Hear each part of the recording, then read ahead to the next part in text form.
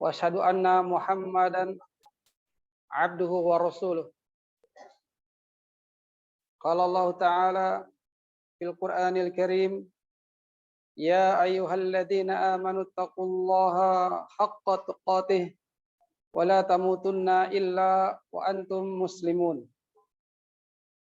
يا أيها الناس اتقوا ربكم الذي خلقكم من نفس واحدة وخلق منها زوجها وبث منهما رجالا كثيرا ونساء واتقوا الله الذي تساءلون به والأرحام إن الله كان عليكم رقيبا.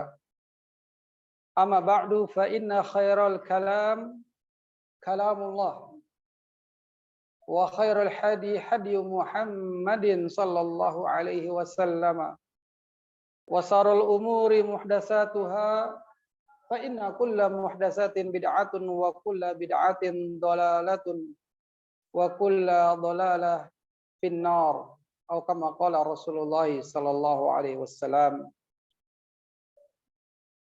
أيها الأمهات أعزني الله وإياكم.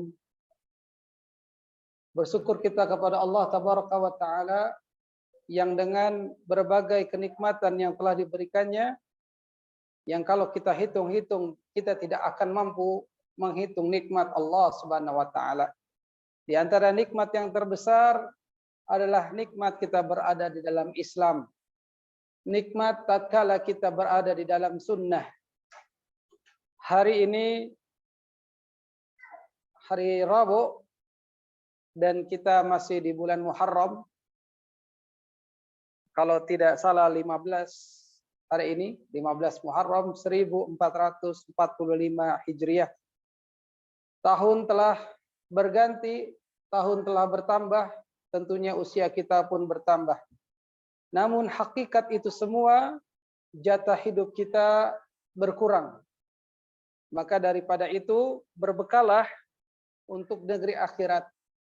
Wa khairu zadit taqwa, dan sebaik-baik bekal untuk negeri akhirat kita adalah ketakwaan.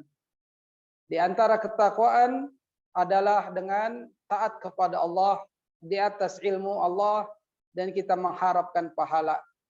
Inilah saatnya bermajelis ilmu. Ketakwaan yang juga berarti adalah hendaknya kita meninggalkan kemaksiatan kepada Allah, juga dilandasi dengan ilmu. Dan tatkala kita meninggalkan kemaksiatan kepada Allah juga harus dimiliki rasa khauf, rasa takut akan azab yang pedih dari Allah Subhanahu wa Ta'ala. Naam. Qad aflaha man zakkaha. Sungguh telah beruntung orang-orang yang mensucikan jiwanya, menyucikan dirinya.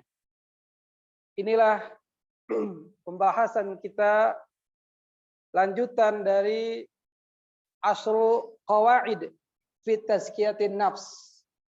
10 kaidah, 10 landasan di dalam pensucian jiwa, pensucian diri.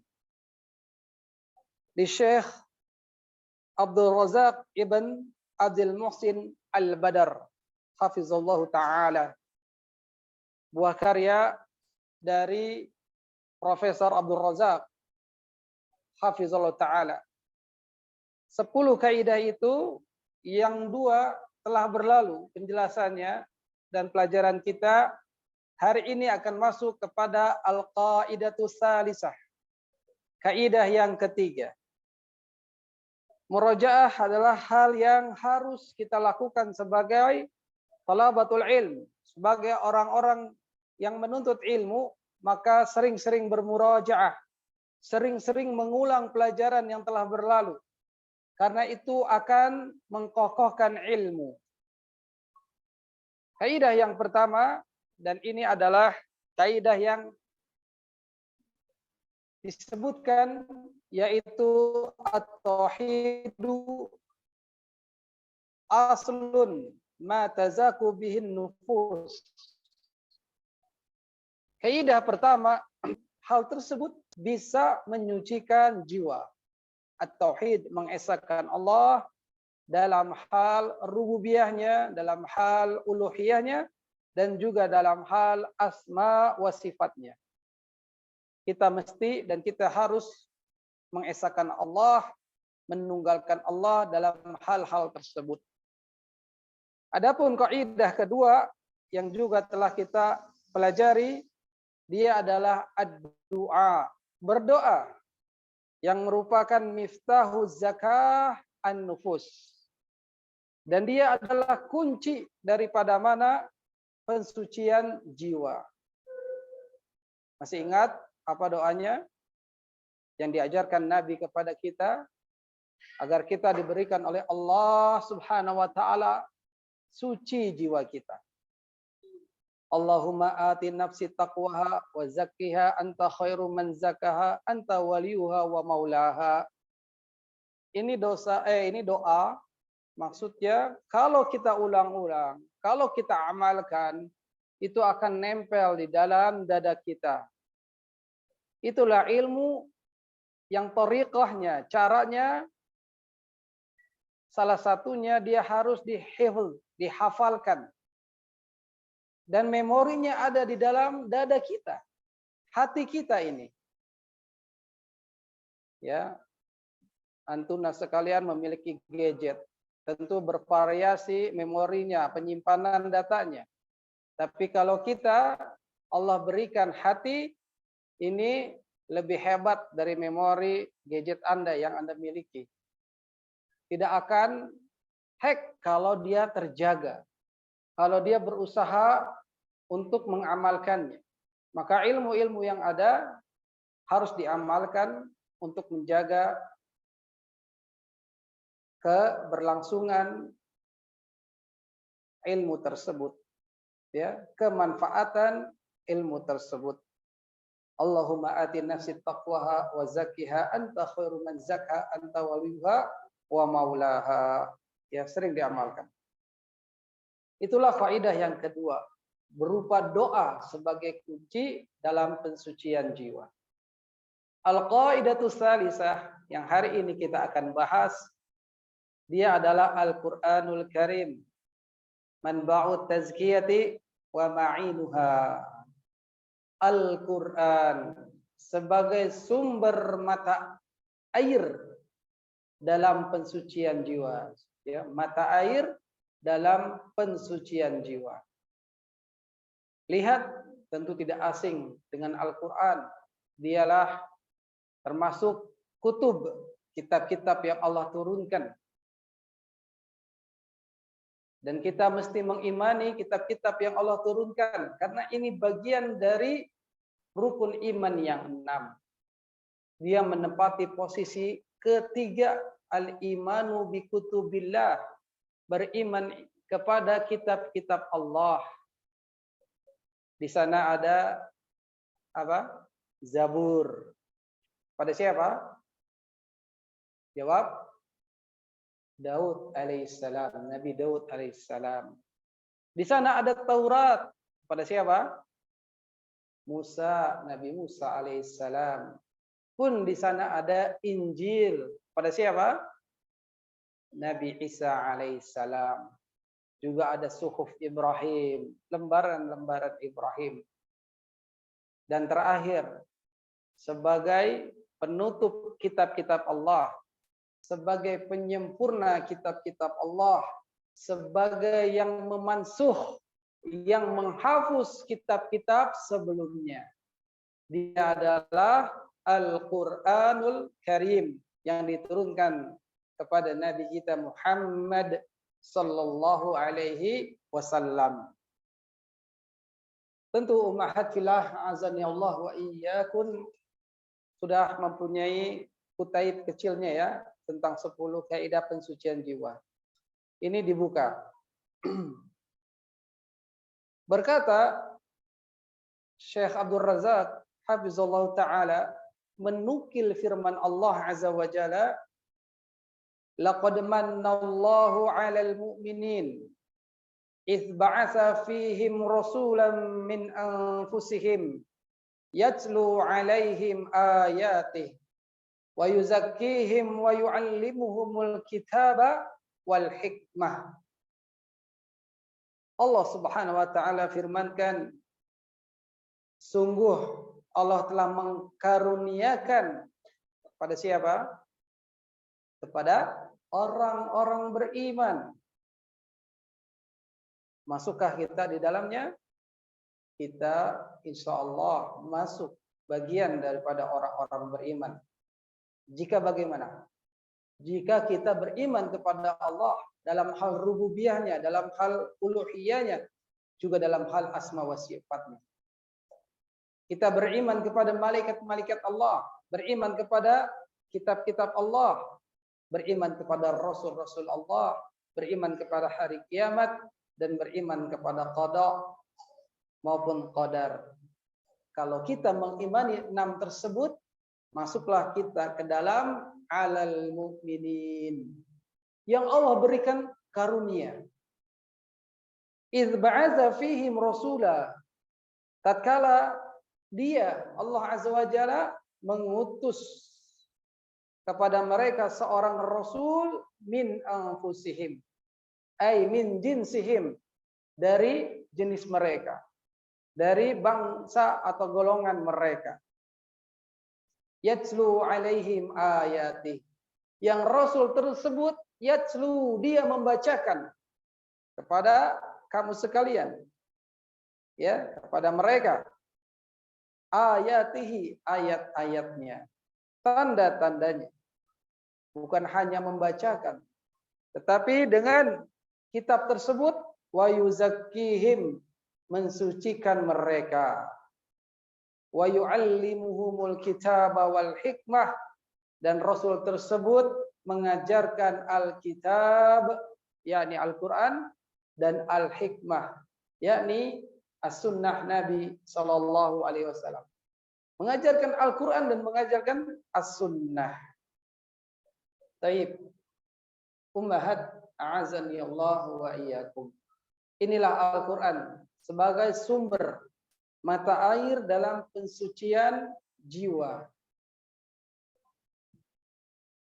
Sekarang banyak mushaf, ya, telah dicetak ribuan, jutaan bahkan, dan tersebar ke negeri-negeri muslim maupun ke negeri non muslim.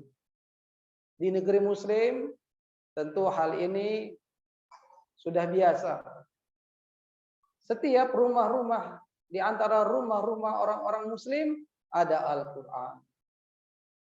Ya, dijaga, ya, dirawat. Ya, tapi apakah kita hanya memajangnya saja? Jangan seperti negeri kafir, ya, yang ada Al-Qur'an dia membenci isinya karena nggak beriman. Lantaran tidak beriman, mereka membencinya, membakarnya. Lihat negara Eropa, Swedia, Denmark, mereka orang kafir, pantaslah mereka tidak tahu karena tidak mengimani, akhirnya mereka melecehkan, membakar. Tentu pedih hati kita melihat kejadian ini, mendengar hal ini. Ya, namun apa daya? Ya, hari ini kaum muslimin, orang-orang beriman, lemah hatinya, lemah keimanannya. Sehingga mereka seenaknya melecehkan kita. Mas sebab? Apa sebabnya? Di antaranya mereka meninggalkan Al-Quran, meninggalkan membacanya, meninggalkan mentadaburinya, meninggalkan mengamalkannya. Itulah di antara sebab-sebab orang-orang kafir berani melecehkan kita. Namun lihat apa yang terjadi di masa keemasan Islam. Tatkala Nabi berada di sana, ketika para sahabat di sana, orang-orang kafir takut, orang-orang kafir ciut, orang-orang kafir nggak berani melecehkan Islam. Baik. Kalau kita lihat, ya, ayat yang mulia tadi, ini pun Rasulullah Shallallahu Alaihi Wasallam mengeluh kepada Allah Taala. Apa keluhan Nabi? kepada Allah. Nabi Shallallahu Alaihi Wasallam mengeluh kepada Rabb-Nya. Ya Rabb, inna qaumi ittakhadhu hadzal Qur'ana mahjura. Ini keluhan Rasulullah. Nabi mengeluh. Karena apa? Karena Nabi seorang manusia biasa juga. Wahai Rabb, sesungguhnya kaumku ini menjadikan Al-Quran itu sesuatu yang tidak diacuhkan. Inna qaumi ittakhadhu Qur'an mahjura. Artinya Quran itu yang tidak diacuhkan. Ibnu Katsir mengatakan, yang menafsirkan hal ini, yaitu tatrukan, meninggalkan tadabbur ayat-ayatnya,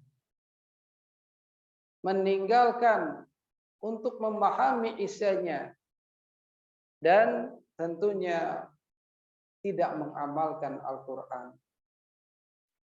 Maka wajib bagi setiap muslim yang dia senantiasa mengamati ayat yang mulia ini. Dia harus menaruh pandangannya berkali-kali. Karena salah satu thariqah tadabbur adalah membaca berulang-ulang secara lisan. Kemudian akhirnya dia akan bisa memahami, tentunya bisa dilihat dengan terjemahan-terjemahan yang ada.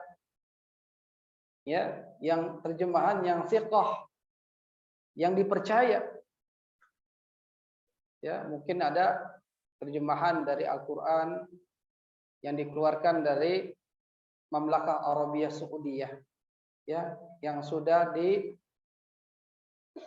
ditaklik, ya, dicek tentang keautentikan terjemahannya.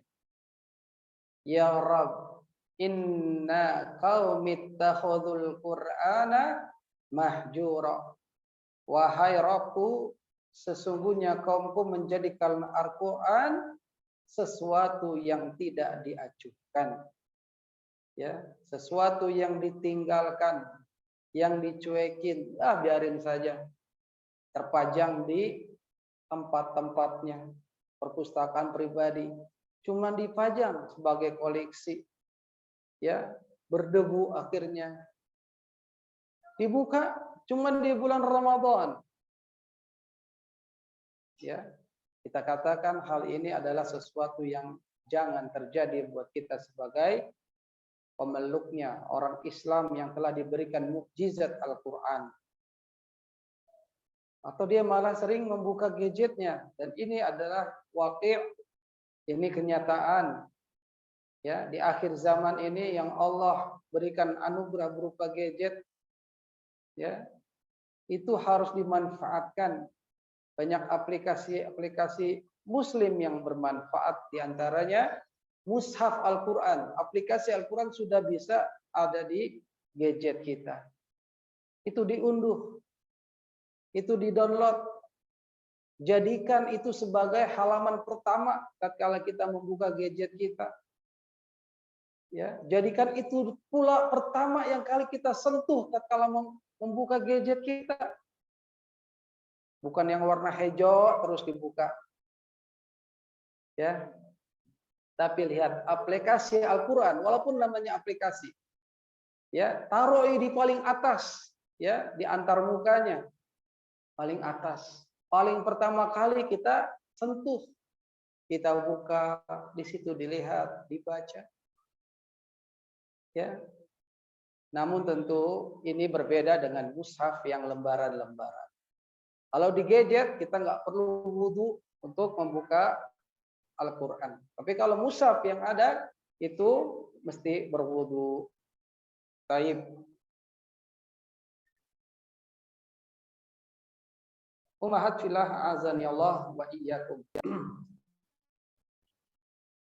Kalau kita perhatikan, ya, di ayat yang tadi, apakah kita termasuk orang-orang yang menjadikan Al-Quran sesuatu yang tidak diajukan? Ya, kita menghisap diri kita. Apakah kita sudah mentilawahnya, membacanya? Pun apakah kita sudah menghafalnya? Apakah kita telah mentadaburinya? Dan terakhir, apakah kita mengamalkan isi Al-Quran? 6. Al-Quranul Karim sebagai sumber mata air pensucian jiwa. Berkata Syekh Abdul Razak hafizahullah ta'ala, fa'adhamu ma tazaku bihi nafs Al-Quranul Karim. Maka yang paling agung, yang paling besar, yang bisa mensucikan jiwa, dia adalah Al-Quranul Karim. Alladhi huwa kitabut tazkiyah, wa manba'uha, wa ma'inuha, wa masdaruha.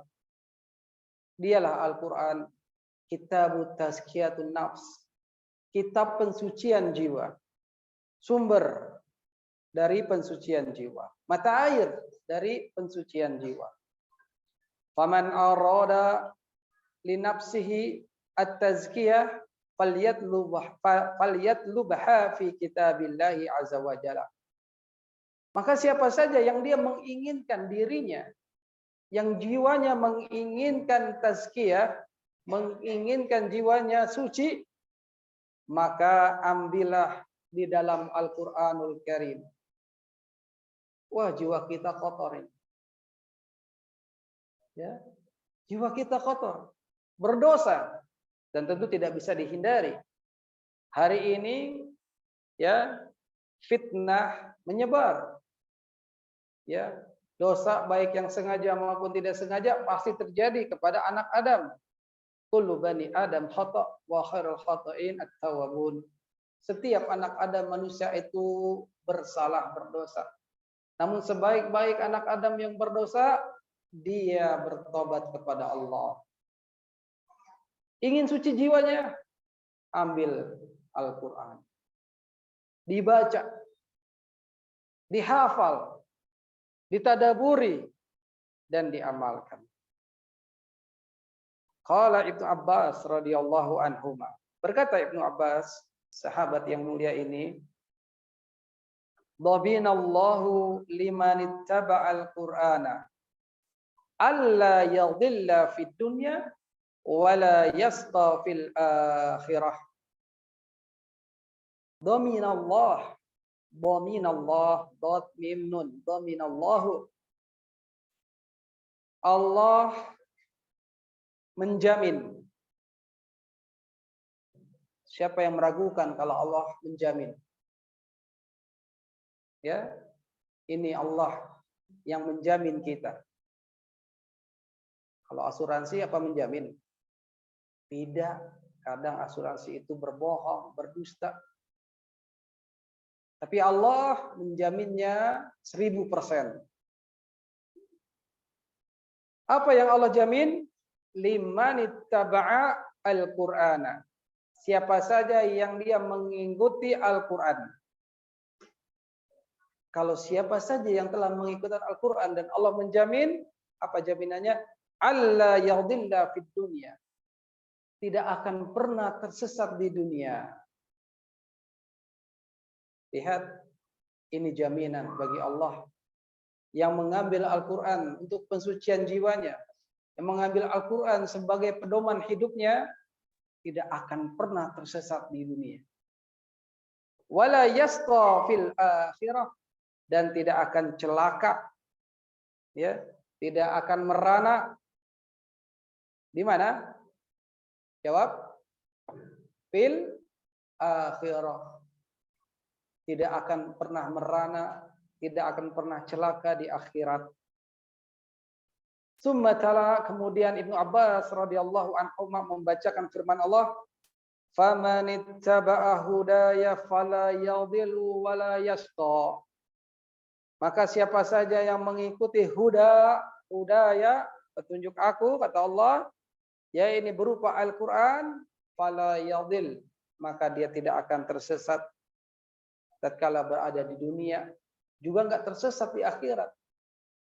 Bagaimana yang tersesat di akhirat? Dia nyemplung ke dalam neraka yang harusnya dia mudah sekali melewati Shiratal Mustaqim, Ada yang seperti hembusan angin, wush, nyampe surga. Ya, ada yang naik kendaraan ya pelan-pelan. Ada yang ngesot ya, merayap. Ya, ada yang tertatih-tatih tatkala meniti siratal mustaqim. Bahkan ada yang jatuh akhirnya, wa ya'udzubillah. Dia tidak tersesat tatkala di akhirat. Dia akan selamat dan tidak akan celaka. Ya, perkataan Ibnu Abbas ini dikeluarkan oleh Ibnu Abi Syaibah di dalam Al-Musannaf. Taib, ummahat a'azzani Allah wa iyyakum. Kalau perhatikan perkataan Ibnu Abbas ya tentang hal ini, siapa saja yang mengambil Al-Qur'an, mengikuti Al-Qur'an, tidak akan sesat di dunia, tidak pula sesat atau tidak pula celaka di akhirat.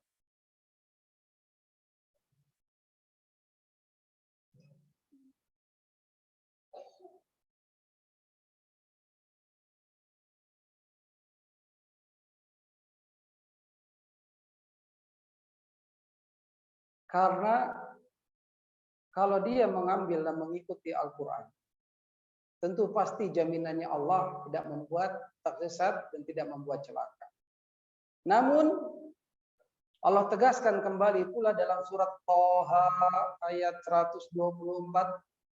Allah firmankan, "Wa man a'rada 'an dzikri fa inna lahu ma'isyatan dhanka wa la yasurruhu yaumal qiyamah a'ma." Nih, orang-orang yang mereka ya disesatkan oleh Allah Subhanahu wa taala karena berpaling dari Al-Qur'an. Wa man a'rada, dan siapa saja yang a'rad, menyimpang, an dzikri, dari pengingat aku, dari peringatan aku, ya, dari Al-Qur'anul Karim, fa innalahu ma'isyah dhanka, maka sesungguhnya baginya itu penghidupan yang sempit, dan di hari kiamat dia dalam keadaan buta. Kenapa semua ini terjadi? Ya, mereka enggan mengingat Allah. Padahal semudah-mudah mengingat Allah adalah dengan membaca Al-Quran. Ini yang paling tinggi tatkala kita bisa mengingat Allah, yaitu dengan melantunkan bacaan Al-Quran. Kita punya hafalan, alhamdulillah, ya, naik kendaraan, kita zikirnya dengan zikir bacaan hafalan kita. Ya. Maka tidak puas, ya. Jangan hanya anak kita disuruh hafalin Quran, diri kita nggak menghafal. Ya. Jangan cuma anak disekolahkan di tempat sekolah yang ada kurikulumnya menghafal Quran, tapi kita tidak menghafal sebagai seorang ibu, seorang ayah. Tapi termotivasi juga tatkala kita menyuruh memasukkan anak kita di sekolah yang ada hafalan Quran, kita termotivasi untuk menghafal Quran. Ya, seetik, dikit-dikit saja, satu ayat. Ya.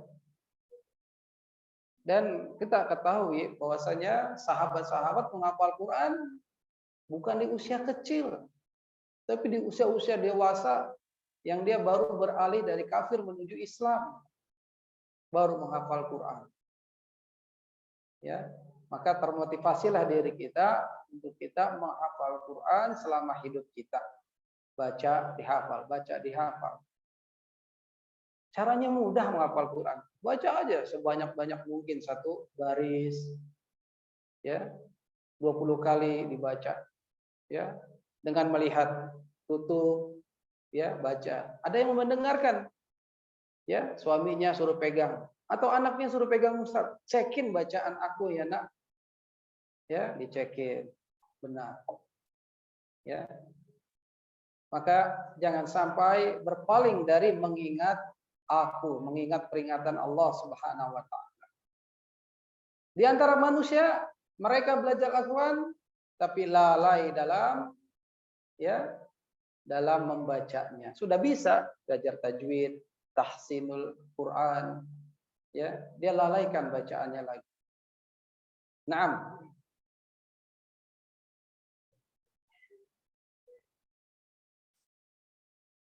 Baik, inilah perkataan Ibnu Abbas radhiyallahu anhuma. Wa qala ta'ala ya ayyuhan nas qad ja'atkum mau'izah. Wahai sekalian manusia, sungguh telah datang kepada kalian mau'izah. Apa mau'izah? Ya ini pelajaran. Ya. Mau'izah mir rabbikum, dari Rabb kamu sekalian.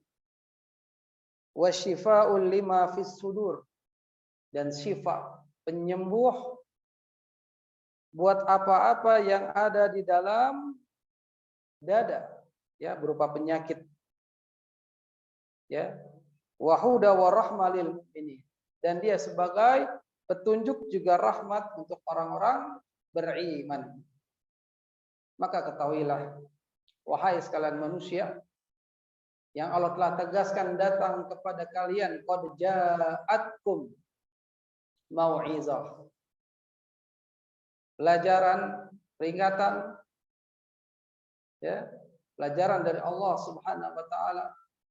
Yang mana Al-Qur'an ini adalah peringatan tentang kesulitan seseorang yang dengan hal tersebut ya bisa menyenangkan. Bisa kita membuat bahagia dengan Al-Qur'an. Bisa lapang dada-dada manusia yang membacanya tanpa disadari. Oh, ternyata kita baca Al-Quran, dada saya ini tidak sempit. Dada kita ini lapang. Jadi apa? Bahagia. Oh, tatkala melihat anak kita tampil dalam musabaqah hifzil Quran. Anak kita, wah, hafal Qurannya banyak. Bahagia. Lihat. Al-Quran membuat bahagia seseorang. Bahagia melihat anaknya tampil. Ya, tapi apakah itu ya Al-Quran hanya dijadikan sebagai perlombaan saja? Ya, Al-Quran hanya buat menyenangkan seperti itu saja? Ingat, karena Al-Quran juga ada sesuatu yang menakutkan. Ya, apa yang menakutkan? Kalau kita lalai dari mengamalkan hal tersebut, ada ayat-ayat tentang riba. Allah telah melarangkan riba. Masihkah kita melakukan riba hari ini, al-yaum? Ya, hari ini riba begitu melesat, menyebar. Orang awam nggak tahu. Pinjol, pinjaman online itu mengandung riba. Di survei Jawa Barat terbanyak orang yang terkena pinjol. Intabih, hati-hati. Ya, itu mengandung riba, Allah telah melarangnya. Tahu sedikit-dikit dosa riba. Ya, seperti apa? Menjinahi orang tuanya, menzinai ibunya, wa ya'udzubillah. Mau'izah, itulah pelajaran dari Allah. Wa syifa'un, penyembuh lima fis sudur, bagi penyakit-penyakit yang ada di sudur, yang ada di dalam dada. Apa itu? Syak, keraguan-raguan. Ya, banyak orang ragu terhadap Al-Quran karena keimanannya tipis. Akhirnya syak, akhirnya ragu, akhirnya meninggalkan Al-Quran, akhirnya keluar dari Islam. Karena dia memilih ayat-ayat yang sesuai dengan seleranya. Wah, ada ayat tentang riba, saya tidak mau. Ya, kekeh aja kerjaannya di bank. Hati-hati. Hati-hati. Hidup kita bukan buat di dunia. Ya, hidup kita buat di akhirat yang paling kekal. Jangan hanya kenikmatan sesaat dengan gaji yang besar, fasilitas yang mewah, masih betah kerja yang ada ribanya. Naam, itu penyakit-penyakit yang ada di dalam sudur berupa asyak, keraguan-raguan. Naam. Karena di alam Al-Quran ada bantahan-bantahan terhadap akidah-akidah yang sesat. Wahuda, huda, ya ini petunjuk, ya petunjuk bagi orang-orang yang mengikuti, bagi orang-orang yang memahami Al-Quran kepada jalan yang mengantarkan menuju surga yang kekal abadi, yang di sana adalah negeri impian, senegeri-negeri impian yang ada di dunia adalah di akhirat surga. Ada yang berkata kepada Imam Ahmad ibn Hanbal rahimahullah ta'ala, sampai kapan kita beramal? Sampai kapan kita terus begini? Dalam artian beramal soleh. Ya, yang setiap manusia itu pasti adalah ujian-ujiannya datang. Karena memang manusia maupun manusia apapun dia jabatannya, apapun dia profesinya, itu adalah ujian buatnya. Ya, selamatnya kapan, istirahatnya kapan, nanti tatkala kaki menginjakkan ke dalam surga, itu baru namanya istirahat, itu baru namanya healing sejati. Naam. Huda, petunjuk. Dan Allah lah yang memberikan petunjuk tersebut. Warahmah, dan rahmat, kasih sayang Allah.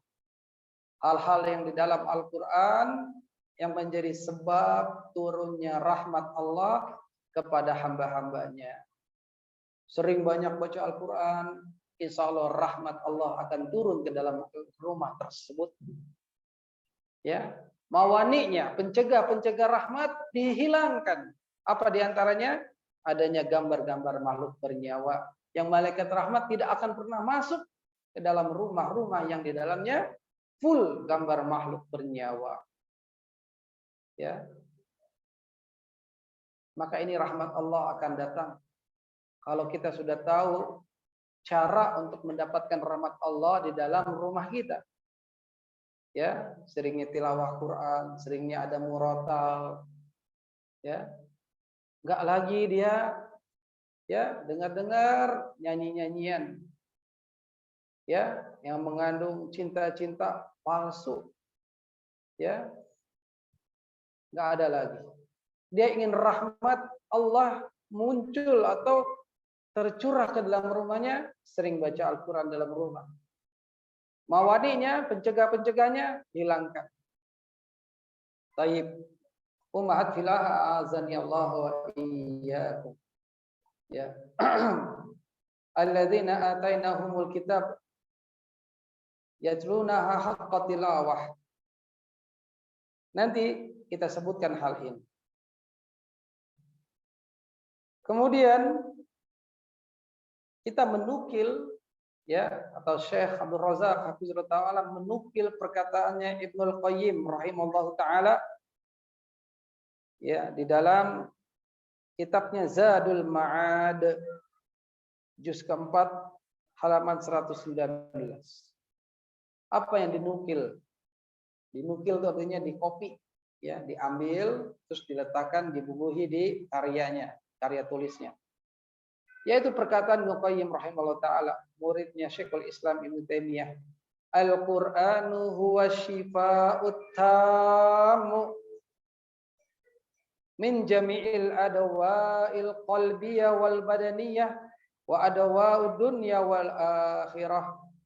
Al-Qur'an itu adalah syifa, penyembuh yang tam, yang sempurna. Obat yang sempurna. Dari apa? Min jami'il adwa, dari seluruh penyakit-penyakit. Ya. Adwa jamak dari apa? Dawa. Penyakit-penyakit dari qalbiyah, penyakit hati. Apa saja? Hasad, iri, dengki, dan seterusnya di antara penyakit-penyakit hati. Cuek, termasuk penyakit hati. Ya mungkin cuek, kalau cuek kepada dalil-dalil, masa bodoh aja. Enggan untuk mendengar, enggan untuk mengamalkan. Penyakit-penyakit hati. Wal badaniyah, Al-Quran juga penyembuh buat penyakit-penyakit jasmani. Ya, ada kisah kan yang tersengat kalajengking. Ya, itu disembuhkan dengan Al-Quran. Meruqyah dengan bacaan Al-Fatihah. Ya, lihat itu penyakit badaniyah, jasmaniyah. Ya. Ada yang jatuh. Ya, jatuh anaknya. Ya, berdarah lututnya. Sembuhkan dengan Al-Quran. Ya, dibacakan, ya, diusapkan. Ya, dalam suatu riwayat dibacakan ayat, diusap ke debu, ya, dikasih ludahnya dikit, diusap. Ya, ini nggak higienis, itu ada kok, ya, riwayat-riwayat demikian karena pengaruh bacaan Al-Quran, Al-Fatihah misalnya seperti itu. Ya, pertolongan pertama, ya, kalau saat ini mungkin cari betadin, cari obat merah dan seterusnya, ya, ternyata Al-Fatihah, ya, yang bagian dari Al-Quran itu adalah syifa, penyembuh buat penyakit-penyakit badan. Wa ada wa dunya wal akhirah, juga penyembuh Al-Quran itu penyembuh penyakit-penyakit dunia dan di akhirat. Naam. Itulah perkataan siapa? Al-Imam Ibnul Qayyim Al-Jauziyah rahimallahu taala. Kita lanjut penukilan Syekh Abdul Razak hafizallahu taala menukil firman Allah azza wa jalla, alladzina atainahumul kitaba yatlunah haqqa tilawatih ulaika yu'minuna bih. Alladzina, orang-orang yang atainahum alkitab, yang kami datangkan kepada mereka alkitab. Ya, jadi orang-orang yang kami datangkan alkitab, yatlunah, yaitu yang membacakannya, ya, mereka membacanya haqqa tilawatih, sebenar-benar bacaan. Haqqa tilawatih.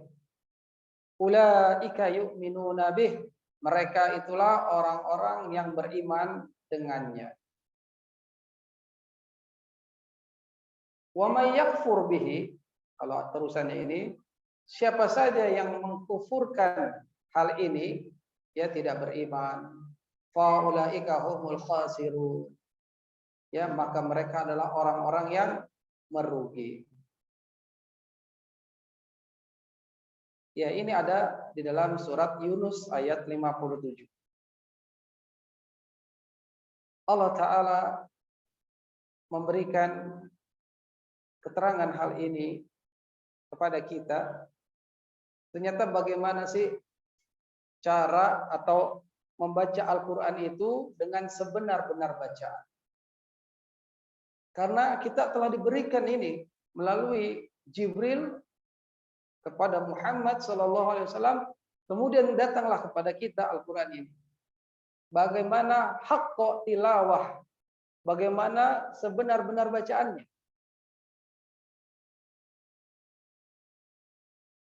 Ya, maka ayat ini yang dimaksud adalah orang-orang Muslim.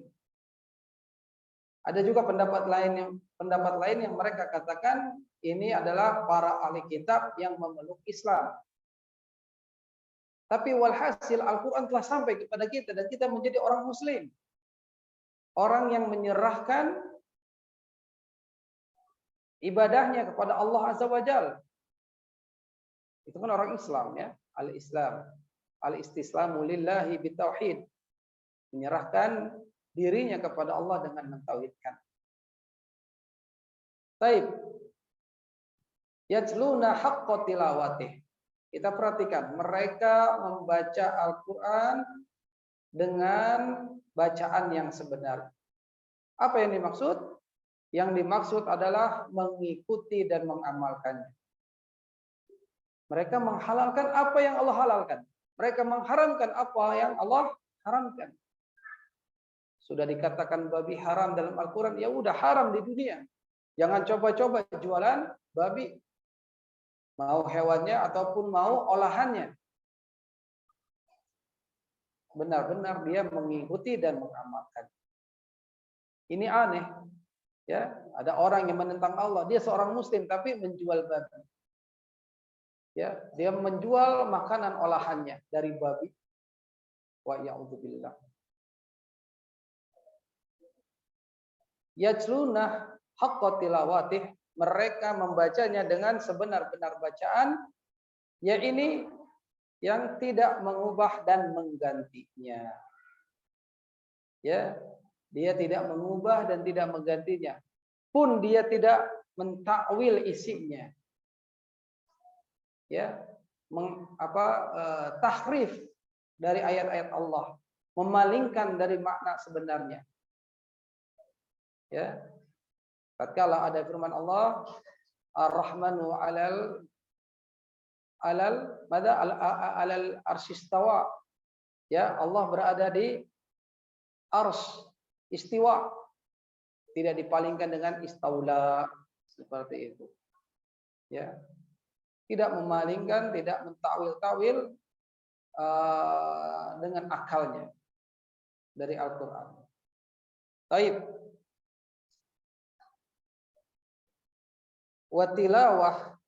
Watilawatul kitabi haqqa tilawah, diterangkan di sini adalah takunu bi qiraatih. Bisa saja itu dengan benar bacaannya. Wa hifzih, dan hafalannya. Wa fahmih, dan pemahamannya. Wa tadaburih, dan mentadaburinya. Wal amalu bih, dan juga mengamalkannya. Kama fassarahu bidzalika sahaba wat tabi'un. Sebagaimana ini ditafsirkan hal ini oleh para sahabat dan para tabi'in. Maka ayyuhal ummahat, a'azani Allah wa iyyakum. Ya, apa hak-hak Al-Qur'an yang kita harus lakukan? Setidaknya ada 4. Kalau disebutkan di sini qiraah, hifz, faham, tadabur, amal. Ya, 5 yang disebutkan di sini oleh Syekh Abdul Razak hafizallahu taala. Ya, hak-hak kita terhadap Al-Qur'an. Ya. Sebagaimana Al-Qur'an merupakan ya, nama-nama sifat Al-Qur'an ini sangat agung kedudukannya dalam Islam, juga fadilahnya, keutamaan Al-Qur'an. Pertama, hak kita yang harus kita penuhi, hak Al-Qur'an yang harus kita penuhi.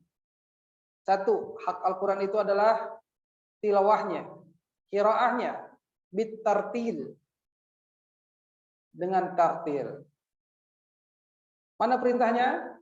Allah firmankan dalam surat Al-Muzammil, warattilil Qur'ana tartila, dan bacalah ya, dan tartilkanlah Al-Qur'an dengan sebenar-benar tartil.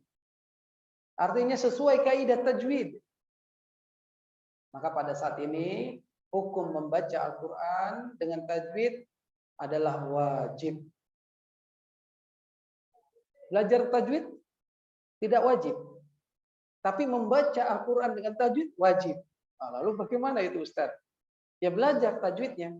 Ya, ini nun mati ketemu ini apa hukumnya, bacanya bagaimana? Wajib membacanya dengan tartil, dengan tajwid. Tapi dia mempelajari tajwid, hukum-hukum tajwid ya. Ya, ini fardu kifayah. Buat ustaz, buat ustazah yang ingin mengajarkan Al-Qur'an. Ini wajib buat dia mempelajari ya bagaimana ilmu tajwid. Tapi membaca tajwid ini wajib. Warattilil Qur'ana tartila, dan tartilkan Al-Qur'an dengan sebenar-benar tartil. Ya. Dan tartil kalau secara bahasa dia adalah slow, pelan bacanya. Dengan membaca huruf-hurufnya ya memberikan hak huruf-hurufnya, baik makhrajnya maupun sifat hurufnya. Berhentinya, mad al qasarnya, pendek, panjang atau pendeknya. Ya, kama tilawah Rasul sallallahu alaihi wasallam, sebagaimana tilawahnya Rasulullah sallallahu alaihi wasallam yang mengambil bacaannya dari siapa? Jawab, dari Jibril alaihissalam. Naam. Perhatikan, warattilil Qur'ana tartila. Al-mahiru bil Qur'ani ma'as safaratil kiram al-bararah.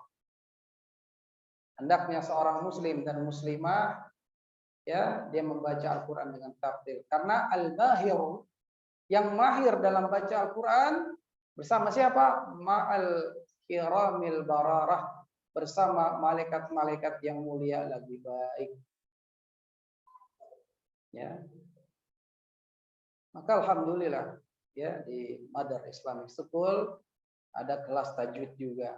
Ikuti, ya, para ummahat belajar dengan ummahat, dengan ustazah. Ya. Karena ustazah bisa melihat langsung, ya, benar gak ini lisan mulutnya, ya, mau monyongnya atau tidak. Ini sesama muslimah, sesama akhwat, ya.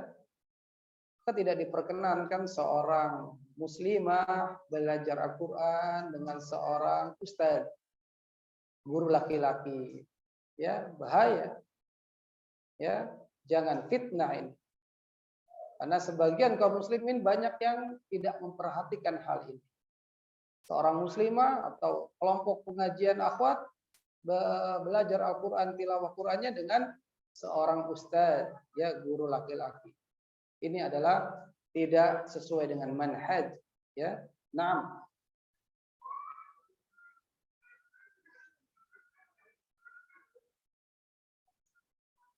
Baik. Kemudian apa hak Al-Qur'an yang kedua? Hifz. Dikatakan di sini wa hifzihi. Menghafalnya. Ya. Menghafal Quran, Bu. Ya, ummahat fila azani Allah wa iyyakum, sudah bisa bacanya dengan tartil, dengan tajwid yang benar. Ya, maka usahakan untuk menghafalnya. Sebagaimana Syekh Abdul Razak mengatakan, tilawah itu membacanya, qiraatnya, dan hifz, menghafalnya. Bolehlah, sekarang seluruh Al-Quran sudah sulit, Ustaz. Kita sudah banyak kerjaan. Ingat, para sahabat tadi sudah disebutkan kan, itu sudah dewasa baru menghafal Quran. Ya, jangan kalah, jangan ciut, ya, jangan malu. Ya, sudah tidak fardu ain. Yang fardu ain buat anak-anak saja, kita fardu kifayah, bolehlah. Tapi tetap ada hati kita untuk menghafal Quran. Ya, minimal apa? Minimal ayat atau surah yang kita membacanya di dalam sholat kita. Ya, nggak perlu pegang-pegang mushaf kecil atau pegang-pegang HP. Ya, jangan. Sudah tersimpan di dalam dada. Karena bacaan yang kita baca yang ada di dalam dada kita, ya, kita bukan menghayalkan, tapi seolah-olah tulisannya itu ada di dalam dada, keluar dalam dada kita, ada di bacaan kita. Baik, baru datang minumnya nih. Izin dulu.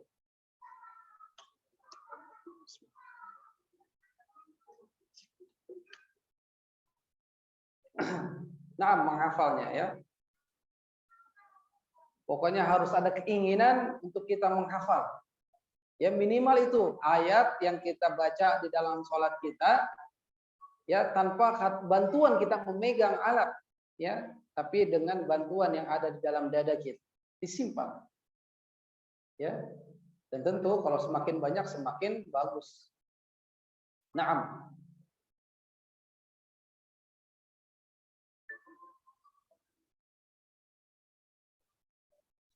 Dalam suatu hadis riwayat Imam Muslim, Nabi Shallallahu Alaihi Wasallam sabdakan, "Ta'ahadu hadzal Quran, Walladzi nafsa Muhammadin biyadihi lahuwa asyaddu tafallata minal ibil.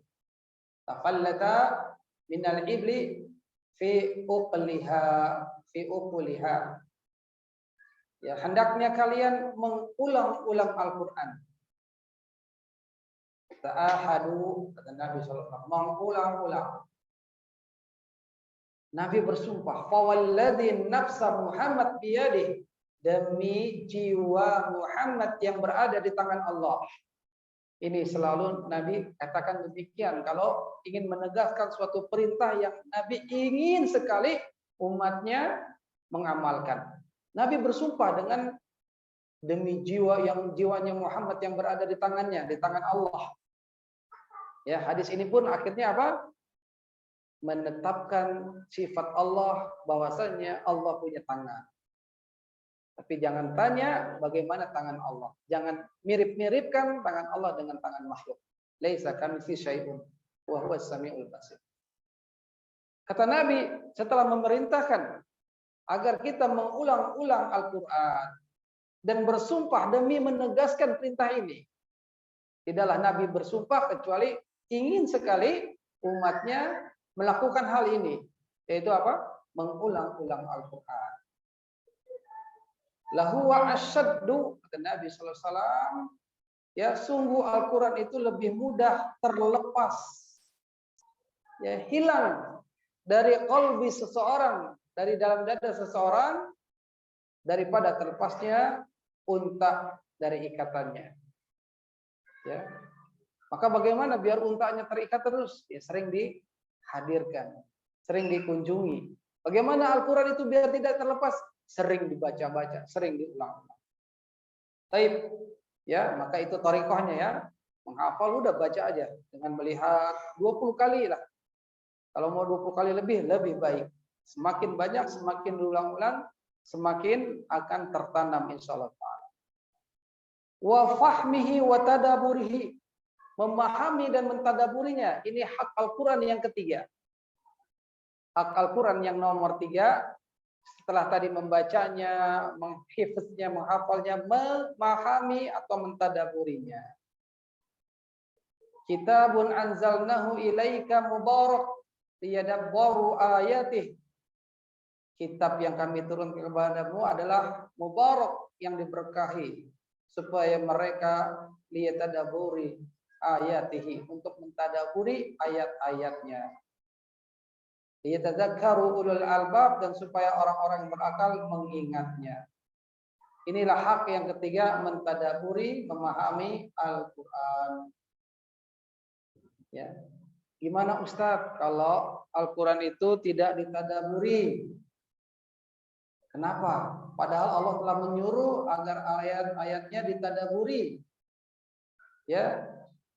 Liyatadzakkaru ulul albab, dan supaya orang-orang yang berakal itu mengingatnya. Ya, kalau tidak ditadaburi, maka yang terjadi apalah?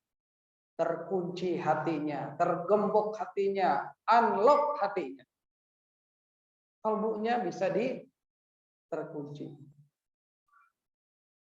Afala yatadabbaruna al-Qur'ana am ala qulubihim aqfaluha. Apakah mereka tidak mentadaburi Al-Qur'an, ataukah di dalam hati-hati mereka terkunci? Ya, lock bukan unlock ya. Terkunci. Baik, ya.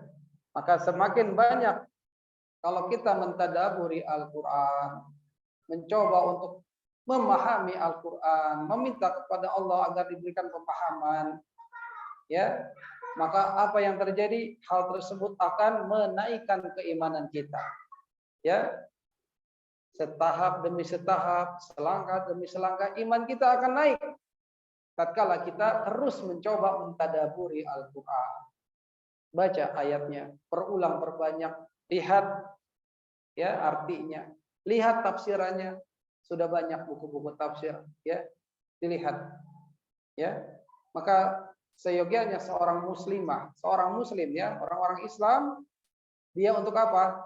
Agar mudah untuk mentadaburi Al-Qur'an, otomatis dia harus mempelajari bahasanya Al-Quran, bahasa Arab. Ya, kalau dia mempelajarinya, wah dia nggak perlu lagi lihat-lihat.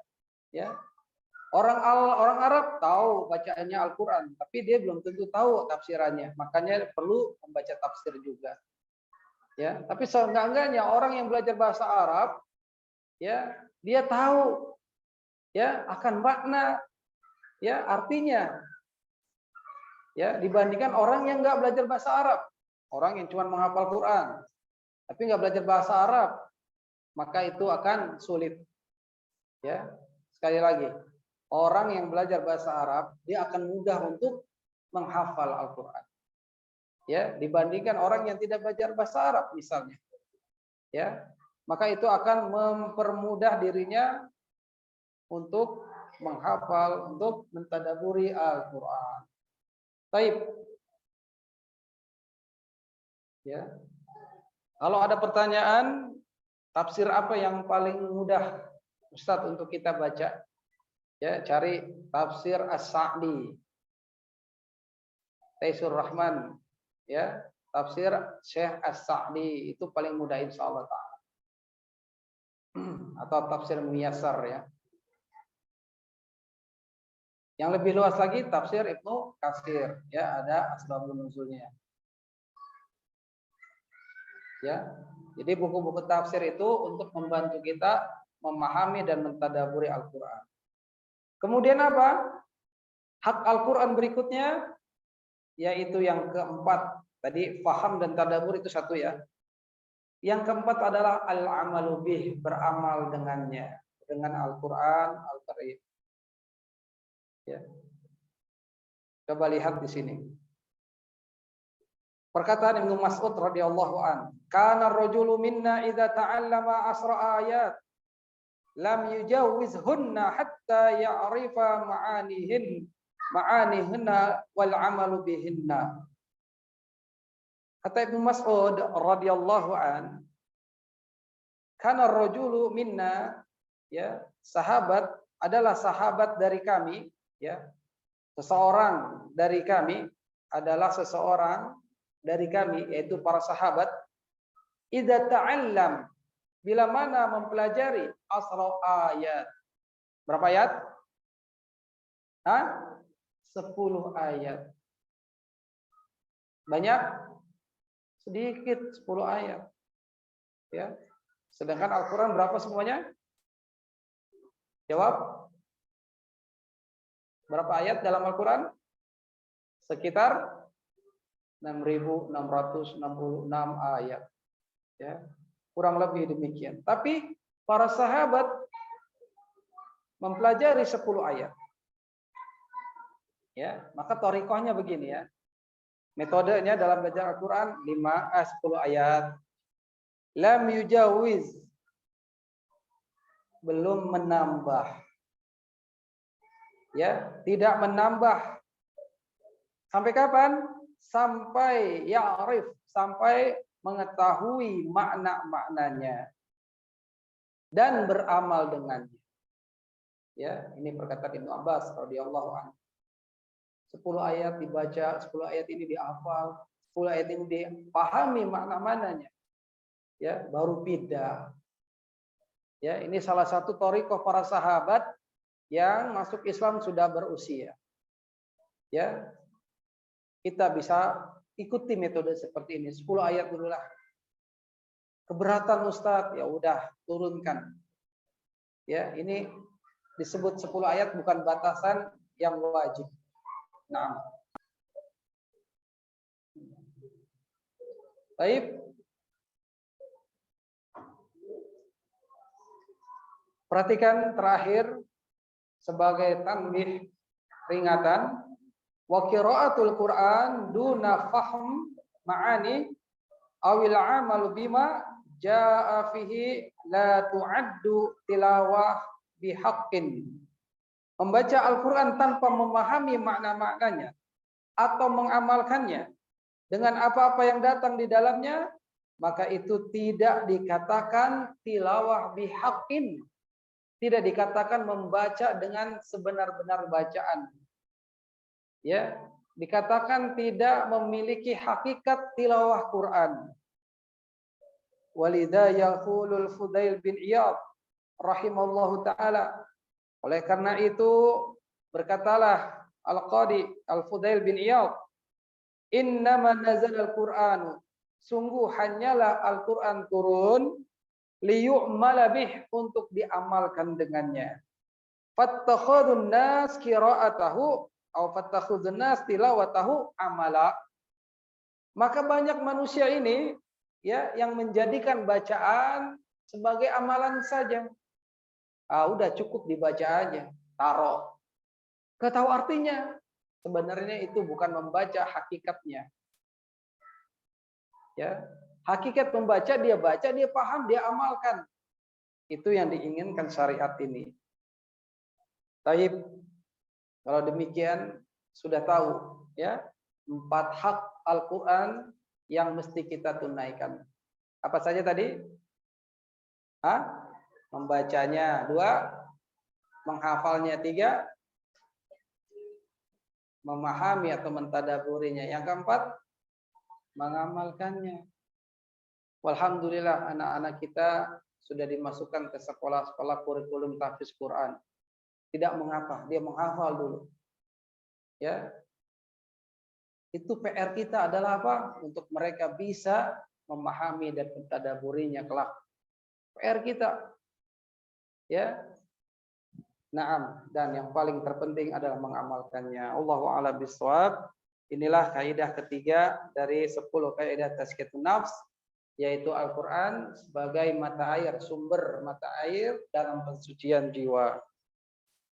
Ada beberapa pertanyaan yang masuk, ya, kita jawab, mudah-mudahan bisa.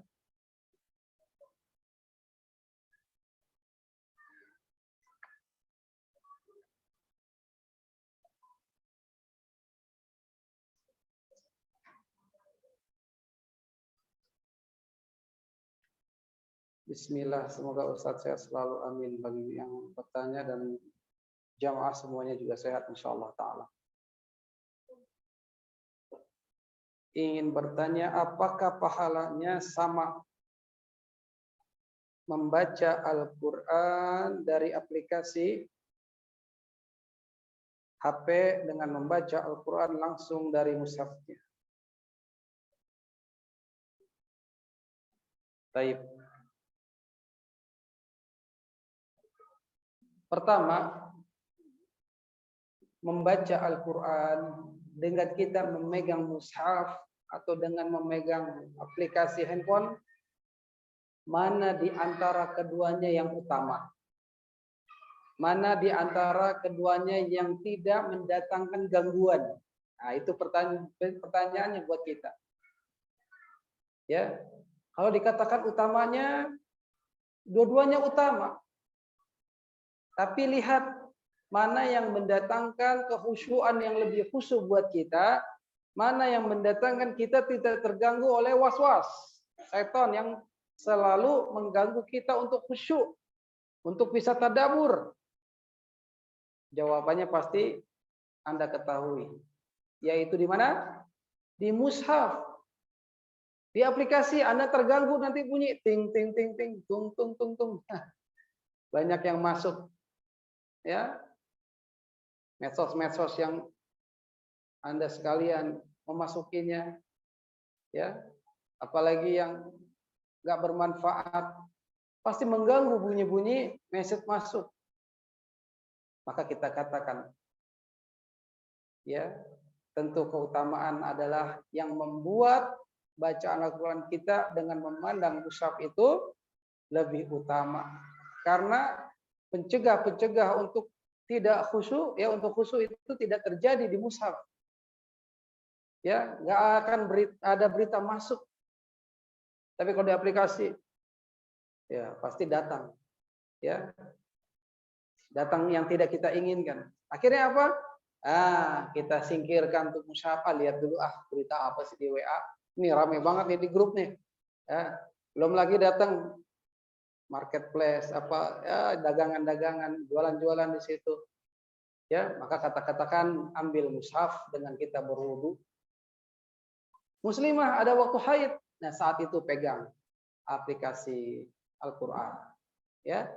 Karena memegang mushaf harus dengan berwudu. Ya, harus dengan wudu sebagai adab-adabnya. Kemudian dia menghadapkan wajahnya ke kiblat, ya, untuk adab-adab. Ya, mau duduk di mana? Di atas atau di bawah? Dua-duanya sama. Ya. Kalau di atas tidak pegal, silahkan di atas. Di bawah lebih tawadu, lebih merendahkan diri kita sebagai hamba kepada Allah, kepada ayat-ayat kalamullah, perkataan Allah ini. Ya. Maka bagi yang bertanya, dan kita semua ini, ya, jadi gunakanlah membaca Al-Quran dengan mushaf. Allahu ta'ala a'lam. Assalamualaikum Ustadz, bagaimana hukumnya foto atau gambar makhluk hidup di kemasan seperti sampo, makanan dan lain-lain? Apakah termasuk memanjang gambar foto makhluk hidup? Ya, kita sudah tahu, paham ya. Kalau foto-foto atau lukisan-lukisan jangan sampai sengaja, qasdu, ya. Al-qasd, ada sengaja, ada maksud kita untuk memajangnya. Ya, apalagi memajang gambar maung, gambar macan, yang masuk dari takut, ya, atau mengusir setan nih kalau ada gambar maung. Maka kalau ada orang maksudnya seperti itu, maka ini tidak disyariatkan dan tidak dibenarkan, bahkan bisa mengandung kesyirikan. Ya, kita beli makanan, roti, sampo, itu nggak bermaksud kita beli gambarnya, kita bermaksud beli isinya. Ya, yang bermanfaat buat kesehatan, kebersihan tubuh dan seterusnya. Ya, belum lagi anak-anak nyari pasta gigi yang ada gambarnya lagi, yang ada robot, kalau nggak itu nggak mau sikat gigi. Tafadhol, silahkan. Ya, kita nggak bermaksud membeli gambarnya, kita maksudnya membeli itunya. Ya, lalu kita pajang di taruh kan otomatis, kalau bisa kita coret mukanya. Kita ajari, nak, jangan memajang makhluk bernyawa. Mukanya aja dicoret-coret, ya. Karena Nabi SAW tatkala ditanya oleh sahabat tentang suatu patung, penggal kepalanya, itu bukan, tidak termasuk patung lagi, bukan termasuk makhluk bernyawa lagi, yang menyerupai makhluk bernyawa. Nah, Allahu a'lam bishawab, ya. Tetap kita berusaha untuk menghilangkan wajahnya yang ada di kemasan-kemasan makanan ataupun tempat botol sampo, sabun dan lain-lainnya. Baik. Bismillah, assalamualaikum warahmatullahi wabarakatuh. Semoga Ustadz dan keluarga selalu dalam rahmat dan lindungan Allah Ta'ala. Amin.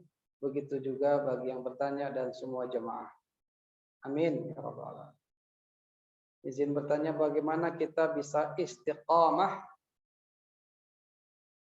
ya, dekat dengan Al-Quran di zaman yang penuh fitnah.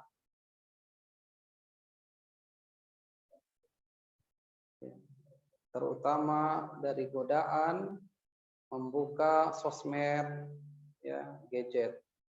Jazakallahu khairan. Inilah tantangan kita, ujian kita yang hidup di akhir zaman, ya. Sampai di mana dia mengenal Allah.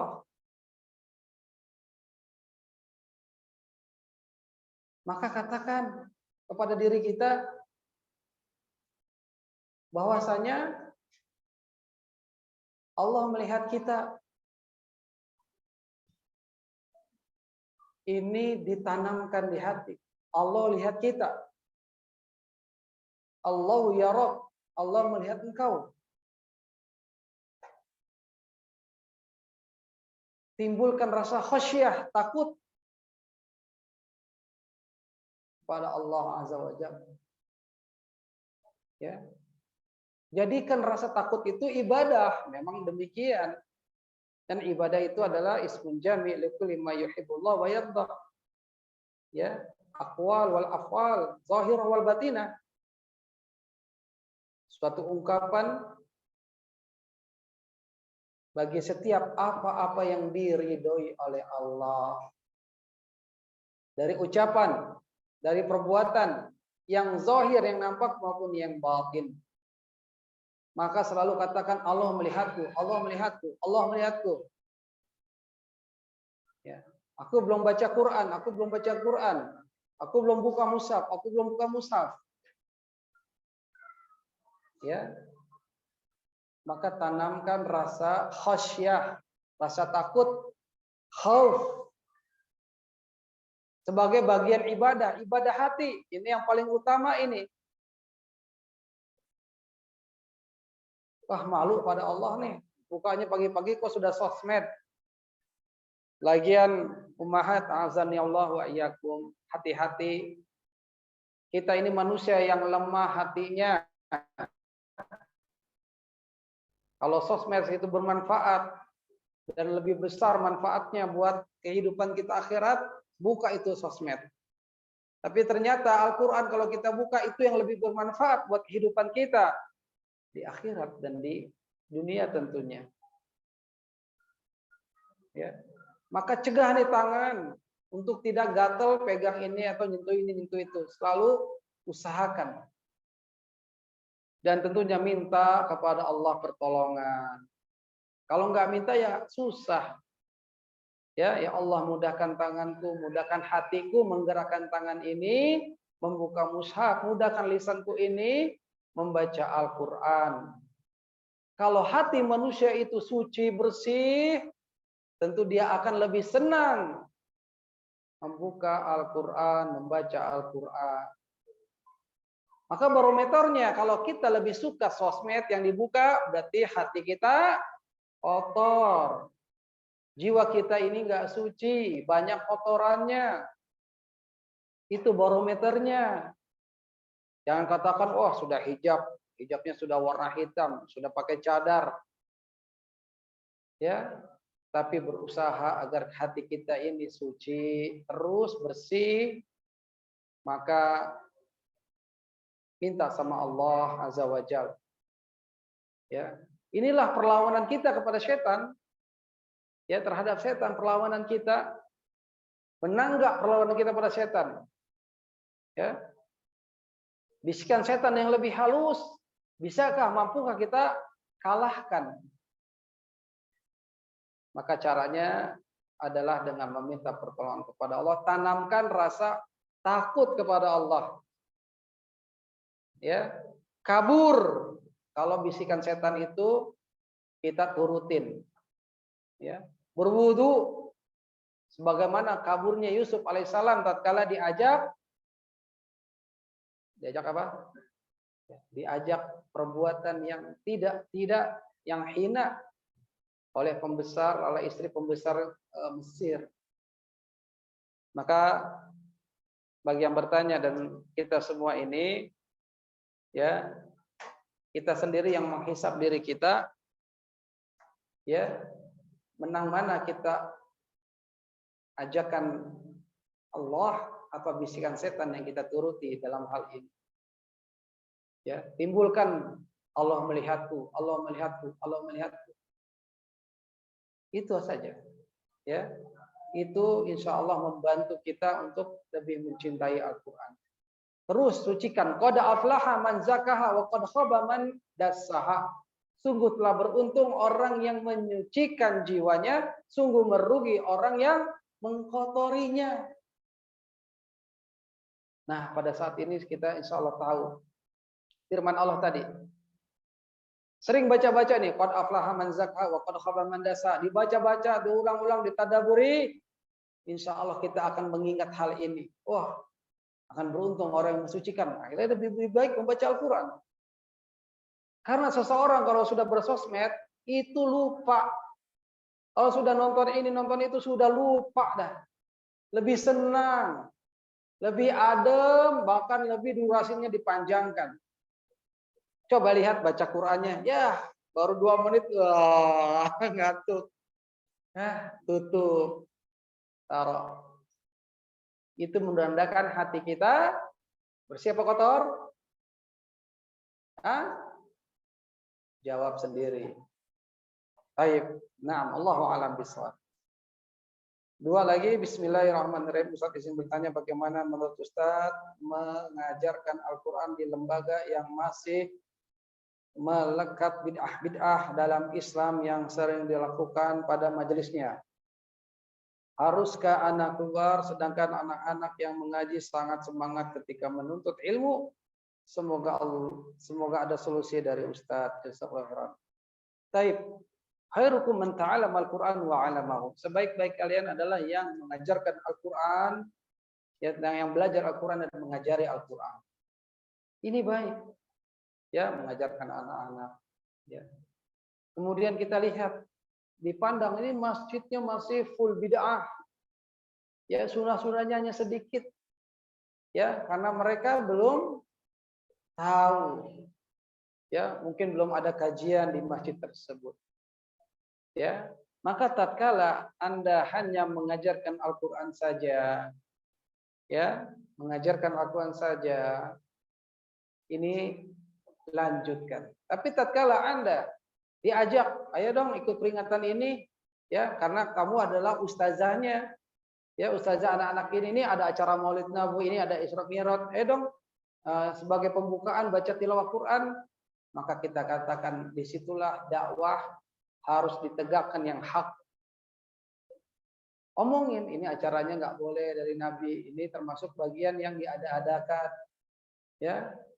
Kalau berani mengatakan ini adalah bid'ah, silahkan. Ya, konsekuensinya Anda akan tahu sendiri. Ya, nggak dipakai lagi, nggak apa-apa, nggak masalah. Tapi hal hak sudah disampaikan. Balagtu, aku telah sampaikan ya Rabb. Ya, konsekuensi konsekuensi dakwah diterima ataupun ditolak. Sebagaimana Nabi diterima atau ditolak. Ya, diasingkan, dikucilkan, bahkan dihinakan, dicela, ya harus sabar. Ya, maka tatkala masih cuma ngajar Quran, silakan. Ya, dikit-dikit mengenalin sunnah atau mungkin ada waktu menghadirkan ustadz untuk ta'lim. Ya. Tapi kalau diajak ke bid'ahan, diajak acara bid'ah, tolak secara halus, ya ngajar Al-Qur'an saja. Masih terus boleh insyaallah taala. Yang penting jangan terbawa. Ya, jangan terbawa. Saat terbawa mendingan keluar dari majelis tersebut. Ya, dari disuruhnya. Ya bikin saja di rumah.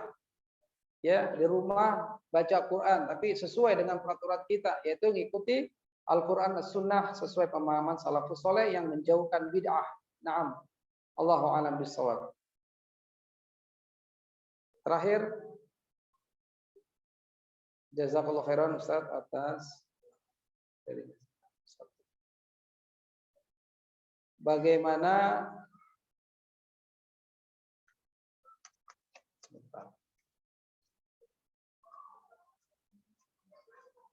jika kita mencari beberapa Al-Quran. Bagaimana sebaiknya jika kita mencari beberapa Al-Quran ditaruh supaya tidak berat, supaya hisab tidak berat. Kenapa kita hanya menentukan ketika satu Al-Quran?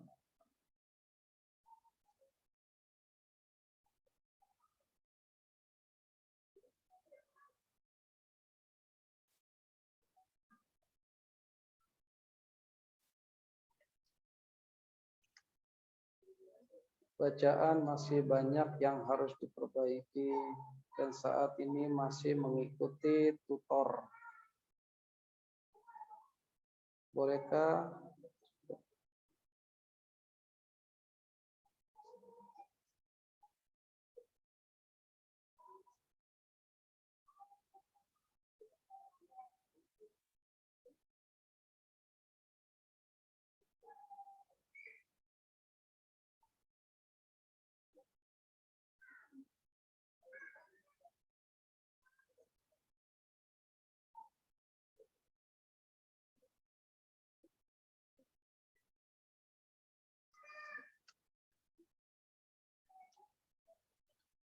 Ya, untuk pertanyaan terakhir.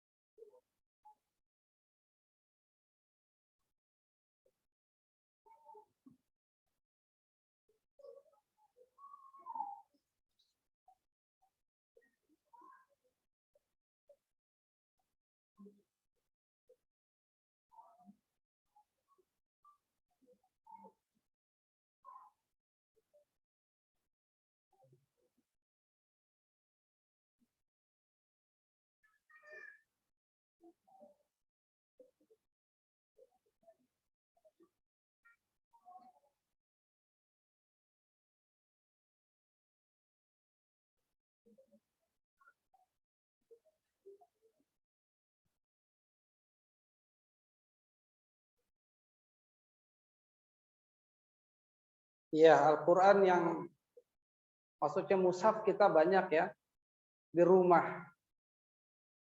Mungkin hanya satu yang sering kita buka dan baca. Yang lainnya tidak kita buka. Ya, boleh ditaruh di masjid, ya serahkan, diwakafkan. Ya, siapa yang membacanya, ya kita akan dapat pahalanya. Ya, maka Al-Quran yang kita miliki di rumah misalnya lebih dari satu, wakafkan, ya berikan kepada siapa yang kita lihat ini orang senang membaca atau belum mempunyai Al-Quran. Dan dia akhirnya membaca dari Al-Quran yang kita wakafkan, kita berikan, dan kita niatkan seperti itu agar pahalanya mengalir kepada kita. Ya diperbolehkan insya Allah ta'ala.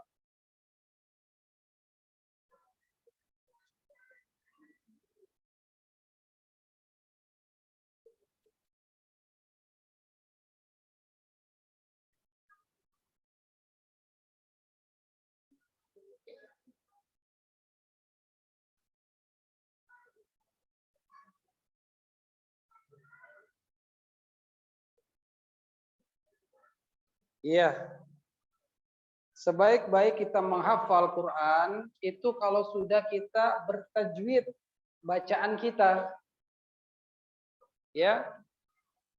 Sudah benar secara makhraj, secara sifat, secara tahsin sudah benar, baru kita melangkah kepada menghafal Quran. Karena kalau kita ingin menghafal Quran tapi tajwidnya masih berantakan, ya dikhawatirkan malah nggak benar bacaan kita atau hafalan kita yang sudah kita dapati. Jadi prosesnya atau manhaj, ya metode atau langkah untuk kita menghafal Quran, benarkan dulu tajwidnya. Ya, benarkan dulu sampai benar, ya.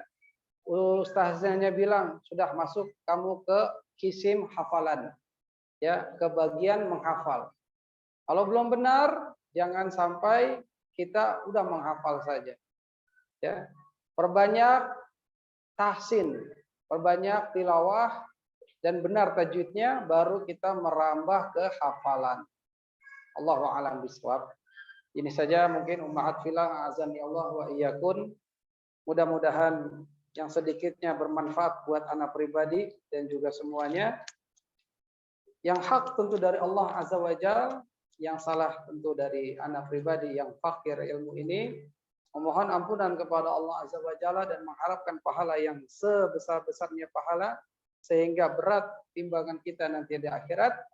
Wabillahi taufik wassallallahu ala nabiyina Muhammad. Kita akhiri subhanaka Allahumma wa bihamdik asyhadu an la ilaha illa anta nastaghfiruka wa natubu ilaik. Wassalamualaikum warahmatullahi wabarakatuh.